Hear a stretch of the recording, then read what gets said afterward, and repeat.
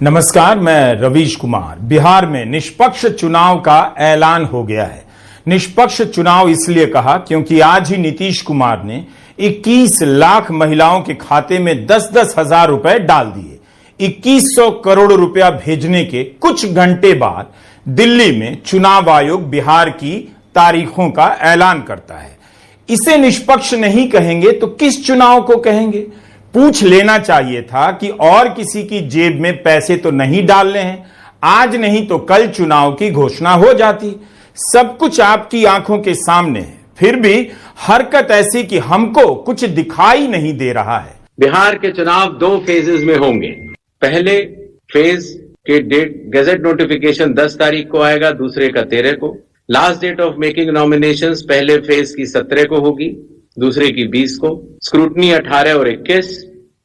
Withdrawal की आखिरी तारीख 20 अक्टूबर और 23 अक्टूबर। और date of poll 6 November Thursday और दूसरा 11 नवंबर ट्यूसडे।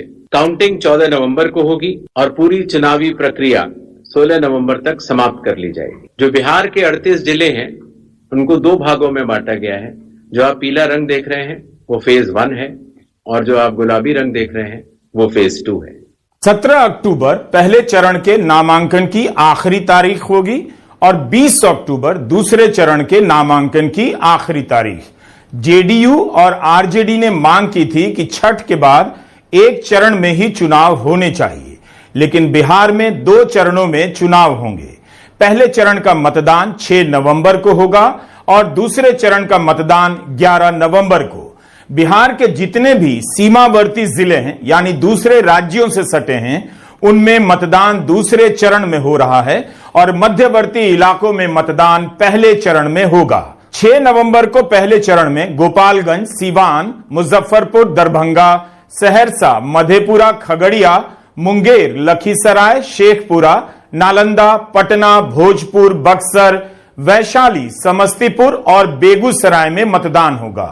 दूसरे चरण में यानी 11 नवंबर को पश्चिमी और पूर्वी चंपारण, शिवहर, सीतामढ़ी, मधुबनी, सुपौल, अररिया, किशनगंज, पूर्णिया, कटिहार, भागलपुर, बांका, जमुई, नवादा, गया, औरंगाबाद, जहानाबाद, अरवल, रोहतास और कैमूर में मतदान होगा। अब शुरू होगा सबकी किस्मत बदलने का ऐलान। लगेगा बड़े बड़े सपनों का पोस्टर। बिहार की सच्चाई ना दिखे इसके लिए गोदी मीडिया के स्टूडियो में बिहार के नाम पर आएंगे 2-4 प्रकार के नेताजी। उन्हीं की बातों में बिहार छलकेगा और दिखाई देगा। जो असली बिहार है उसे गायब कर दिया जाएगा। गनीमत है कि 3 महीने में चुनाव आयोग को एक भी घुसपैठिया नहीं मिला, वरना चुनाव आयोग के सूत्रों ने माहौल बनाने की बहुत कोशिश की थी। पूर्णिया की सभा में प्रधानमंत्री मोदी किस घुसपैठिए को रोकने की बात कर रहे थे? वो तो मिला ही नहीं। मैं बताता हूं बिहार में कौन है घुसपैठिया। वो गरीब है जो इस ट्रक की छत पर बैठकर काम पर जा रहा है। बिहार में पुल तो बहुत बने, सड़कें बहुत बनी, लेकिन इन जैसे मेहनती बिहारियों की हालत नहीं बदली। यह आदमी कहां काम करने जा रहा है, कितना कमाता होगा, जानने की कोशिश कौन करेगा? आपको पुल और फ्लाईओवर दिखाया जाएगा जिसके ऊपर लगे sign board boring road, Sardar Patel भवन और एयरपोर्ट की तरफ जाने का रास्ता बता रहे हैं। बिहार का सरकारी आंकड़ा है कि 94 लाख परिवार 6,000 रुपए तक ही एक महीने में कमा पाता है। उस बिहार में विकास फ्लाईओवर बनकर सबको सड़क पार करा रहा है। ऐसे ही एक फ्लाईओवर के किनारे बने मकानों की छतों को देखिए। इन छतों की हालत बता रही है फ्लाईओवर के बन जाने से लोगों की कमाई नहीं बढ़ जाती। इनकी हालत बता रही है कि ये जहां थे आज भी वहीं हैं। बिहार में अगर कोई घुसपैठिया है तो वह उसकी गरीबी है जिसे निकाल पाने में नीतीश कुमार भी 20 साल में नाकाम रहे और नरेंद्र मोदी भी 11 वर्षों में असफल रहे। पटना में बने तमाम फ्लाईओवर के नीचे जाकर देखिए। बिहार की भयंकर गरीबी अपना बिस्तर लगाकर सोती है। उठने के बाद यहीं पर चाय बेचती है, यहीं पर नाश्ता करती है। यह कम बड़ी बात नहीं कि फ्लाईओवर की सुंदरता के नाम पर इन गरीबों को उजाड़ा नहीं जाता है। वरना लंदन से लौटे किसी बिहारी एनआरआई के सौंदर्य बोध के नाम पर इन गरीबों को दिन रात पुलिस लाठी लेकर खदेड़ती रहती है। बिहार में 94 लाख परिवार गरीब माने जाते हैं। एसआईआर के प्रेस नोट में भी घुसपैठिए के बारे में कोई जानकारी नहीं दी गई। जब पटना में प्रेस कॉन्फ्रेंस में दैनिक भास्कर के बृजकिशोर दुबे और इंडिया टुडे के पुष्यमित्र ने सवाल कर दिया तो मुख्य चुनाव आयुक्त ने सवाल को ही नजरअंदाज कर दिया। घुसपैठ से जुड़े सवाल को इंडियन एक्सप्रेस की रितिका चोपड़ा ने दिल्ली की प्रेस कॉन्फ्रेंस में और भी ठोस तरीके से पूछा कि बिहार में कितने विदेशी नागरिक मिले हैं, चुनाव आयोग साफ साफ क्यों नहीं बताता। मगर रितिका के सवाल भी उनके बाद पूछे गए 4 अन्य सवालों की भीड़ में खो गए और दिल्ली में भी पटना की तरह मुख्य चुनाव आयुक्त ने घुसपैठ के सवाल का जवाब नहीं दिया। Now that the exercise is over, if you can just tell us how many people were actually, how many foreigners were indeed found? मेरा नाम पुष्यमित्र है, मैं इंडिया टुडे से हूँ। मैं ये जानने में मतलब मेरी रुचि रही जब फाइनल ड्राफ्ट रोल आ गया कि क्या बिहार में एसआईआर के बाद कुछ विदेशी नागरिक ऐसे मिले जिन्होंने अपना वोटर आईडी बना रखा था, लेकिन मुझे ये जानकारी किसी भी प्रेस रिलीज में नहीं मिली, पूछने पर भी नहीं मिली। क्या कुछ विदेशी नागरिक मिले हैं? क्योंकि ये बड़ा मुद्दा बिहार के चुनाव में बनता नजर आ रहा है। खासतौर पर बड़े नेता आके यहाँ कहते हैं कि घुसपैठियों को हटाने के लिए एसआईआर किया गया है। तो 2 सवाल हैं, क्या घुसपैठियों को हटाने के लिए एसआईआर हुआ था और क्या घुसपैठिए मिले? ब्रजकिशोर दुबे, दैनिक भास्कर से। सर, हमारा ये 2 पॉइंट पर सवाल है कि एसआईआर के दौरान विदेशी मतदाता कितने मिले बिहार में। दूसरा सवाल है सर कि इसमें कि कब तक और कितने लोगों को वोटर कार्ड जारी किया जाएगा। घुसपैठ के नाम पर बिहार में ध्रुवीकरण की भयंकर तैयारी थी। एक समुदाय की आबादी का भूत खड़ा किया जाने वाला था।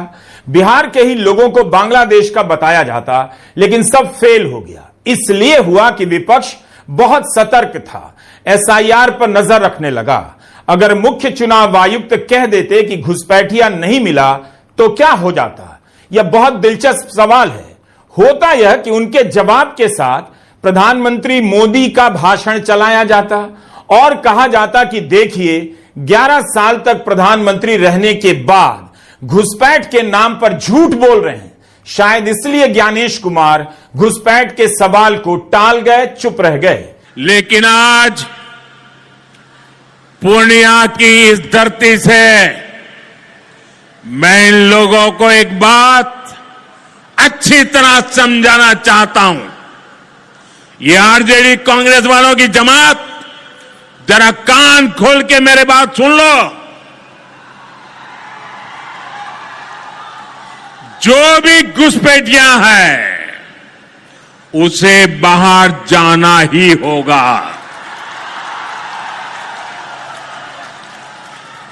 घुसपैठ पर ताला लगाना एनडीए की पक्की जिम्मेदारी है। जो नेता बचाव में खड़े हैं, जो घुसपैठियों को बचाने के लिए मैदान में आ जाए, मैं जरा उनको चुनौती देता हूं। आप घुसपैठियों को बचाने में चाहे जितना जोर लगा लें, आप घुसपैठियों को हटाने के संकल्प पर काम करते रहेंगे। जो लोग घुसपैठियों की ढाल बनते हैं वो सुन ले, भारत में भारत का कानून चलेगा, घुसपैठियों की मनमानी नहीं चलेगी। ये मोदी की गारंटी है। यह पहला चुनाव है जब घुसपैठ का मुद्दा चुनाव शुरू होने से पहले खत्म हो गया। लेकिन आप नहीं कह सकते कि प्रधानमंत्री मोदी घुसपैठ पर बोलना बंद कर देंगे। फिर भी मुसलमानों के प्रति नफरत फैलाकर वोट लेने का तरीका कुछ तो फेल हो रहा है। तभी तो बिहार की युवाओं की जेब में पैसे डाले जा रहे हैं। महिलाओं के खाते में 2100 करोड़ आज ही दिए गए हैं। कल चुनाव आयोग ने प्रेस कॉन्फ्रेंस किया और प्रेस कॉन्फ्रेंस में हम देख पा रहे थे काजू पिस्ता बादाम सब कुछ रखा था, पर मुद्दे की बात बाहर निकल करके नहीं आई। सवाल कई पत्रकारों ने पूछे भी थे कि बिहार में घुसपैठियों का जिक्र बड़े बड़े नेता आकर के कर रहे हैं, कितने घुसपैठिए मिले, कोई जवाब नहीं दिया गया। कई सवाल थे, जैसे कि नए 3.5 लाख लोगों के नाम काटे गए, उनका नाम क्यों काटा गया, क्या डॉक्यूमेंट्स उसके आधार थे, कोई जवाब नहीं दिया गया। और आज जाकर के ये घोषणा करने वाले हैं चुनाव की डेट्स को लेकर के, चुनाव की तारीख को लेकर के। ये तो कल भी किया जा सकता था, लेकिन आज क्यों कर रहे हैं? 3 बजे तक पैसे भेजने वाले हैं मोदी जी, नीतीश जी, सबके अकाउंट में पैसे भिजवाए जाने हैं। तो अभी करने का क्या मतलब बनता है? मतलब चुनाव आयोग को ऊपर से ऑर्डर आ रहा है, अभी ठहरो, अभी जब हम कहेंगे तब आपको घोषणा करनी है। वैसा ही कुछ प्रतीत होता आ रहा है, क्योंकि कल भी जो काम किया जा सकता था, कल कुछ नहीं हुआ। अब लोगों का पैसा लगता है सब कुछ में, आप एक प्रेस कॉन्फ्रेंस करते हैं तो, पर कल कुछ हमें देखने को नहीं मिला। और आज अचानक से 4 बजे आप प्रेस कॉन्फ्रेंस करने जा रहे हो, उसके ठीक पहले तक